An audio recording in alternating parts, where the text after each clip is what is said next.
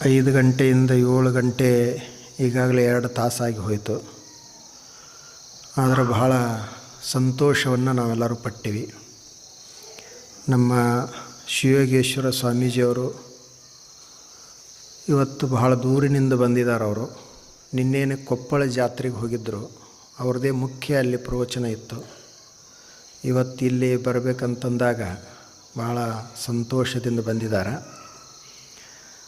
ಅವರು ಬಹಳ ದೊಡ್ಡ ವ್ಯಕ್ತಿತ್ವ ಅವ್ರದ್ದು. ಅವರು ದೊಡ್ಡ ಎಂಜಿನಿಯರು. ಲಕ್ಷಾಂತರ ರೂಪಾಯಿ ಅವಾಗಿನ ಕಾಲಕ್ಕನೇ ಅವರಿಗೆ ಪಗಾರಿತ್ತು. ಮತ್ತು ಅವರು ಒಬ್ಬರೇ ಮಗ ಅವರಿಗೆ, ಅವ್ರ ತಂದೆಗೆ. ಅವ್ರ ಊರಾಗ ಹೇಳ್ತಾರೆ 200 ಎಕರೆ ಜಮೀನು ಅವ್ರದ್ದು. ಊರಾಗ ದೊಡ್ಡ ಗೌಡಕಿ ಮಣಿತನ. ಈಗಲೂ ಅವ್ರ ಅವ್ರನ್ನ ಕೇಳಾರ್ದ ಊರಾಗ ಏನೂ ಮಾಡೋದಿಲ್ಲ, ಅಂಥ ಒಂದು ಗೌರವಾನ್ವಿತ ಮಣಿತನ. ಆದರೆ ಅವರು ಅಷ್ಟೆಲ್ಲ ಜಮೀನಿದ್ದರೂ ನಾನು ಈ ಆಧ್ಯಾತ್ಮಿಕ ಸಾಧನೆ ಮಾಡ್ತೀನಿ ಅಂತ ಹೇಳಿ ಅವರ ತಂದೆಗೆ, ಅವರ ತಾಯಿ ಅವ್ರಿಗೆ ಒಪ್ಪಿಸಿ ಈ ಒಂದು ಸಾಧನೆಯನ್ನು ಮಾಡ್ತಾ ಇದ್ದಾರೆ. ಅಪ್ಪುಗಳು ಕೊನೆಯ ವಯಸ್ಸಿನಲ್ಲಿ ಕೊನೆಯ ಪ್ರವಚನ ಅಲ್ಲೇ ಕಾಕಂಡಿಕೆಯಲ್ಲೇ ಮಾಡಿದರು. ಇವ್ರ ಮೇಲೆ ಅವರಿಗೆ ಬಹಳಷ್ಟು ಪ್ರೀತಿ ಇತ್ತು, ಕಾಳಜಿ ಇತ್ತು. ನಾವು ಇಲ್ಲಿ ಬಂದಾಗ ಅವಾಗ 2011-12ರಲ್ಲಿ ಇವರು ನಾವು ಎಲ್ಲರೂ ಕೂಡಿ ಇಲ್ಲೇ ಇರ್ತಿದ್ವಿ. ಒಂದು 6 ತಿಂಗಳ ತನಕ ಇಲ್ಲೇ ಇದ್ದೀವಿ. ಎಲ್ಲ ಸುತ್ತಮುತ್ತಲಿನ ಊರುಗಳಲ್ಲಿ ಪ್ರವಚನ ಮಾಡೋದು, ಮಧ್ಯಾಹ್ನ ಆಕಳದು ಕಾಯೋದು, ಗಿಡಗಳಿಗೊಂದಿಷ್ಟು ನೀರು ಬಿಡೋದು. ಇವತ್ತೆಲ್ಲ ಅವರು ಅದನ್ನು ನೆನಪಿಸಿಕೊಂಡರು. ಅವರ ಮಾತುಗಳನ್ನು ನಾವೆಲ್ಲ ಇನ್ನೂ ಬಹಳಷ್ಟು ಕೇಳಬೇಕು. ಅವರಿಗೆ ಬಹಳ ದೊಡ್ಡವರೆಲ್ಲ ನಮಗೆ ಹೇಳ್ರಿ ಅಂತ ಅಂತಿರ್ತಾರೆ. ಆದರೂ ಅವರು ಇನ್ನೂ ಎಲ್ಲರಿಗೆ ಹೇಳ್ತಾ ಇಲ್ಲ. ಆದರೆ ಇವತ್ತು ನೀವೆಲ್ಲರೂ ಇಲ್ಲಿ ಬರಬೇಕಂತಂದಾಗ ಬಹಳ ಸಂತೋಷದಿಂದ ಬಂದಿದ್ದಾರೆ. ಅವರಿಗೆ ನಾವು ಅಭಿನಂದನೆಯನ್ನು ಸಲ್ಲಿಸೋಣ. ಆ ಬಳಿಕ ನಮ್ಮ ರಾಜಶೇಖರ್ ನಿಂಬರಿಗೆ ಅವರಂತೂ ಒಕ್ಕಲಿಗರು, ಕೃಷಿಕರು, ಅದ್ಭುತ ಮಾತುಗಳನ್ನು, ಅನುಭವದ ಮಾತುಗಳನ್ನು ನಾವೆಲ್ಲ ಕೇಳಿದ್ವಿ. ಎಷ್ಟು ಸ್ವತಃ ಅವರು ಒಕ್ಕಲ್ತನ ಮಾಡಿ ನಮಗೆಲ್ಲ ಹೇಳಿದರು. ಭಾಳ ಸಂತೋಷ ಆಯಿತು. ಅವರು ಮೇಲಿಂದ ಮೇಲೆ ಬರ್ತಿರ್ತಾರೆ, ಬರಬೇಕು ಅಂಥೇಳಿ ನಮ್ಮದೆಲ್ಲ ಅಪೇಕ್ಷೆ.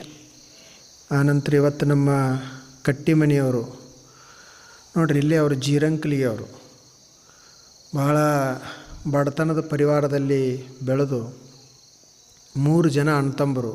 ಇದೇನು ಸಣ್ಣ ಕೆಲಸ ಅಲ್ಲ.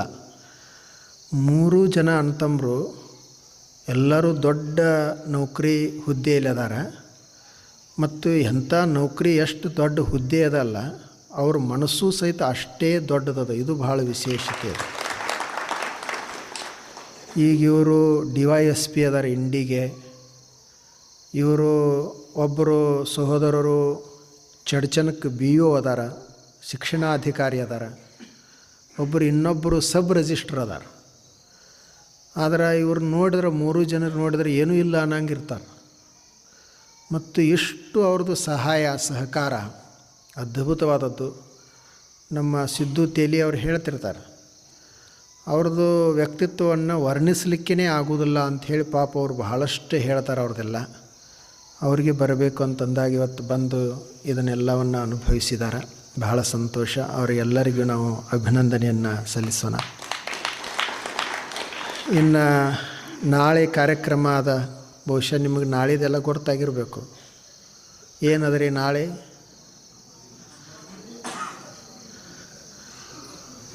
ಇಲ್ಲ ನೀವು ಅಲ್ಲ, ಇವ್ರು ಹೇಳ್ತಾರೆ ಕೇಳ್ರಿ. ಏನದ್ರಿ? ಅಂಬ್ಲಿ ಕುಂಭೋತ್ಸವ ಅದ. ಜಲ ಕುಂಭೋತ್ಸವ ಅಲ್ಲ, ಯಾರ್ದಾರೆ ನೀರು ತೊಗೊಂಡು ಬರೋದಲ್ಲ. ನೀವು ಮನ್ಯಾಗ ಜೋಳದ ಹಿಟ್ಟಿನಿಂದ ಅಂಬ್ಲಿ ಮಾಡ್ಕೊಂಡು ಬರಬೇಕು. ಪ್ರತಿಯೊಂದು ಮನೆಯಿಂದ ತೊಗೊಂಡು ಬರಬೇಕು. 3 ಗಂಟೆಗೆ ಬರಬೇಕು. ಆನಂತರ ಸ್ವಲ್ಪ ಉತ್ಸವ ಮಾಡೋದು. ಆ ಬಳಿಕ ಮತ್ತೆ ಪ್ರವಚನ ಕಾರ್ಯಕ್ರಮ. ನಾಳೆ ವಿಶೇಷವಾಗಿ ಹೆಣ್ಮಕ್ಳದೇ ಕಾರ್ಯಕ್ರಮ ಇರ್ತದೆ. ಬಹಳ ಜನ ವಿಶೇಷವಾಗಿ ಎಲ್ಲರೂ ಬರ್ತಿದ್ದಾರೆ, ಮಾತಾಜಿಯವರು ಮತ್ತು ಕೆಲವು ಪೂಜ್ಯರು. ಆ ಬಳಿಕ ನೀವು ಎಲ್ಲರೂ ಬರಬೇಕು. ಮತ್ತು ಬರೀ ಹೆಣ್ಮಕ್ಳದ್ದು ಅಂದರೆ ಇವ್ರನ್ನಷ್ಟೇ ಕಳಿಸಿರಿ. ಅವ್ರದ್ದೆಲ್ಲ ವ್ಯವಸ್ಥೆ ಮಾಡಲಿಕ್ಕೆ ನೀವೆಲ್ಲ ಬರಬೇಕು. ಇನ್ನೊಂದು 3-4 ದಿವಸ ಈಗಾಗಲೇ ನಮ್ಮ ಶಿವಯೋಗೇಶ್ವರರು ಹೇಳಿದ ಹಾಗೆ ನಿಮ್ಮದು ಜವಾಬ್ದಾರಿ ಭಾಳ ಅದ.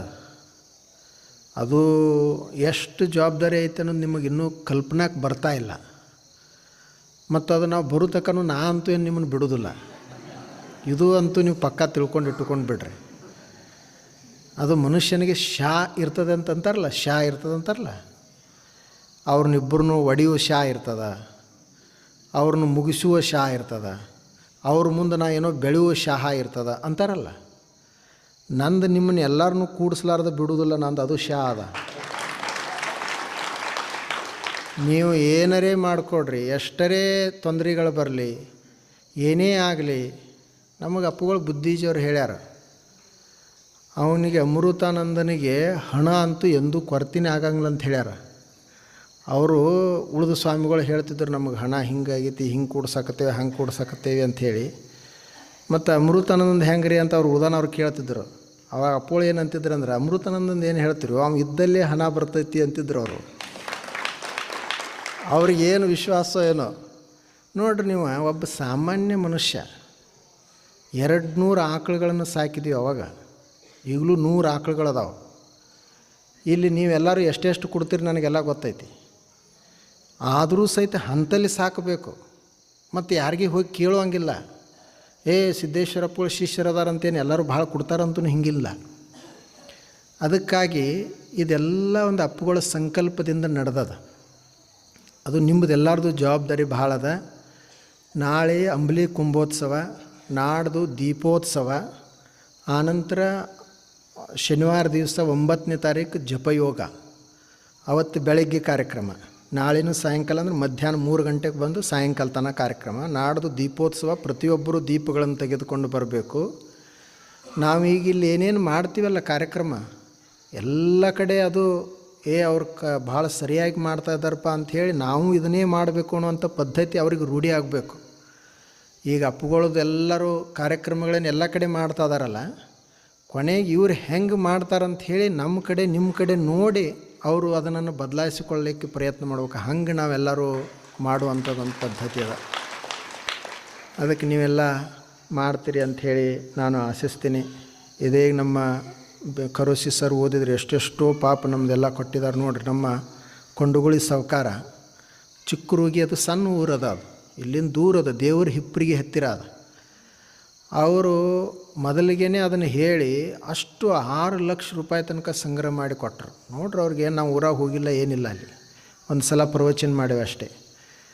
ಅವ್ರದ್ದು ಬಹಳಷ್ಟು ಆಶ್ರಮದ ಮೇಲೆ ಒಂದು ಭಕ್ತಿ, ಯಾವಾಗಲೂ ಈ ಸತ್ಸಂಗದಲ್ಲಿ ಇರುವಂಥವ್ರು.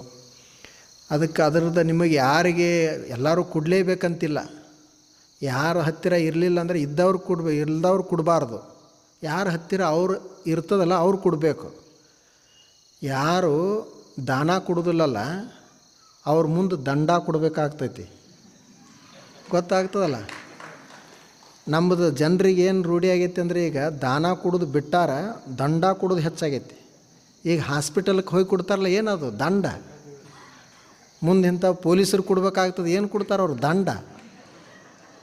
ನಮಗೆ ಕೊಡ್ರಿಪ್ಪ, ದಾನ ಕೊಡ್ರಿ, ನೀವು ಪೊಲೀಸ್ ಸ್ಟೇಷನ್ ಹೋಗೋದಾಗೋದಿಲ್ಲ, ಹಾಸ್ಪಿಟಲ್ಗೆ ಹೋಗೋದಾಗಲ್ಲ ಅಂತ ದೇವಸ್ಥಾನದವರು ಆ ಕಡೆ ಈ ಕಡೆ ಅವ್ರು ಸಮಾಜ ಸೇವಾ ಮಾಡೋರು ಹೇಳ್ತಿರ್ತಾರಲ್ಲ, ಇವ್ರು ದಾನ ಕೊಡೋಕೆ ಒಲ್ಲೆ ಅಂತಾರೆ. ಒಲ್ಲೆ ಅಂತಂದು ದಂಡ ಕೊಡಬೇಕಾಗ್ತೈತಿ. ಅವಾಗ ಯಾರು ಹೇಳಿದ್ರು ಅವಾಗ ತ್ರಾಸು ಭಾಳ ಆಗ್ತದೆ, ದಂಡ ಕೊಡೋಕೆ ತ್ರಾಸ ಆಗ್ತದೆ. ಆದರೂ ಅನಿವಾರ್ಯ ಕೊಡಲೇಬೇಕಾಗ್ತದೆ. ಅದಕ್ಕೆ ನೀವು ಒಂದು ಅಂಬಲಿ, ಹಿಟ್ಟಿನ ಅಂಬಲಿ, ಅದು ಭಾಳ ಕೊಡುವಂಗಿಲ್ಲ. ಮತ್ತು ಯಾಕಂತಂದ್ರೆ ಪುಕ್ಕಟ್ಟು ತೊಗೋಬಾರ್ದು. ಪುಕ್ಕಟ್ಟು ನಾವು ತೊಗೊಂಡಿದ್ದೀವಿ ಅಂತಂದ್ರೆ ಅದ್ರ ಮಹತ್ವ ನಮಗೆ ಗೊತ್ತಾಗಂಗಿಲ್ಲ. ಮೊನ್ನೆ ಈಗ ನಮ್ಮದೇ ನೋಡ್ರಿ, ಒಬ್ಬರು ಪಾಪ ಗುಜರಾತದಿಂದ ಮಾವಿನ ಅಗಿ ತರಿಸ್ಕೊಟ್ಟಾರ, ಇಲ್ಲಿ ಮಾವಿನ ಗಿಡ ಹಚ್ಚ್ರಿ ಅಂತ. ನಮ್ಮ ಕೊಂಡುಗುಳಿ ಸಾವ್ಕಾರು ಅವ್ರ ಜೋಡಿ ಇನ್ನೊಬ್ಬರು ಮಲೇಶಪ್ಪ ಅಂತದಾರ, ಗುಜರಾತದಿಂದ ತರಿಸ್ಯಾರ. ನಾವು ಹಚ್ಚೇವಿ, ಅದ್ರ ಕಡೆ ನೋಡೇ ಇಲ್ಲ. ಯಾಕೆ ಪುಕ್ಕಟ್ಟು ಕೊಟ್ಟಾರ ಅವರು. ಅವಕ್ಕೆ ಎಷ್ಟೋ 400 ರೂಪಾಯಿ ಒಂದು ಗಿಡ ಅಂತವು. ಅವ್ರ ಪಾಪ ಎಷ್ಟು ಹಳಾಳೆ ಮಾಡ್ಕೊಳಕತ್ತಿದ್ರು. ಅದಕ್ಕೆ ನಮ್ಮದು ಯಾವುದೇ ಪ್ರಸಾದ ತೆಗೆದುಕೊಳ್ಳಿ, ಮಹಾತ್ಮರಿಂದ ಏನೇ ನಾವು ಒಳ್ಳೆಯ ಮಾತು ಕೇಳೋಣ, ಏನರ ಭಕ್ತಿಯನ್ನು ಮಾಡೋಣ, ಪುಕ್ಕಟ್ಟು ಮಾಡೋದು ಬೇಡ. ನಮ್ಮದೊಂದು 400 ರೂಪಾಯಿ ಕೊಟ್ಟಾದ್ರೂ ಮಾಡಿದಂದ್ರೆ ಅದಕ್ಕೆ ಬೆಲೆ ಬರ್ತದೆ. ಯಾರ ಹತ್ತಿರ ಹಣ ಇರೋದಲ್ಲ ಅವರು ಸೇವಾ ಮಾಡೋದು, ಅವರು ಶ್ರಮದಾನ ಮಾಡೋದು, ಸೇವಾ ಮಾಡೋದು, ಅದಕ್ಕೆ ನಾಳೆ ನೀವೆಲ್ಲರೂ ಹೆಚ್ಚಿನ ಸಂಖ್ಯೆಯಲ್ಲಿ ಎಲ್ಲರೂ ಬರಬೇಕು, ಅಂಬ್ಲಿಯನ್ನು ತೆಗೆದುಕೊಂಡು ಬರಬೇಕು ಅಂಥೇಳಿ ನಾನು ತಮ್ಮೆಲ್ಲರಲ್ಲಿ ಕೇಳ್ಕೊಳ್ತೀನಿ. ನಾಳೆ ನಾಡ್ದು ಇನ್ನೂ ಒಂದು 3 ದಿವಸ ಈ ಕಾರ್ಯಕ್ರಮವನ್ನು ಎಲ್ಲರೂ ಕೂಡಿ ಯಶಸ್ವಿಗೊಳಿಸೋಣ. ಅಪ್ಪುಗಳ ಒಂದು ಆಶೀರ್ವಾದವನ್ನು ನಾವೆಲ್ಲ ಪಡೆಯೋಣ. ಎಲ್ಲರಿಗೂ ನಮಸ್ಕಾರ. ಹೋಗಿ ಬನ್ನಿ.